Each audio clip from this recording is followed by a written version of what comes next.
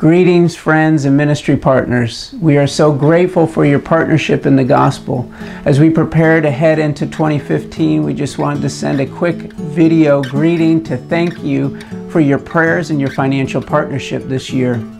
We have watched God take what looked just like a seedling planted in the ground, and it has grown up and it's borne 30, 60, and 100-fold fruit.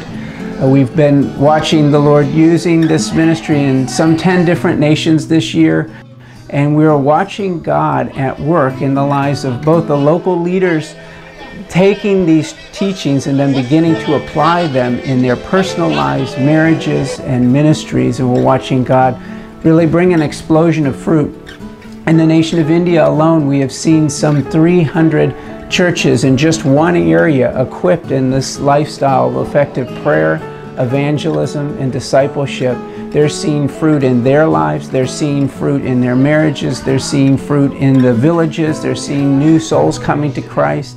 And we're watching God at work, and we are so grateful that you have been with us throughout this process. So thank you so much for your partnership this year, and we look forward to co-laboring with you together in 2015. God bless you.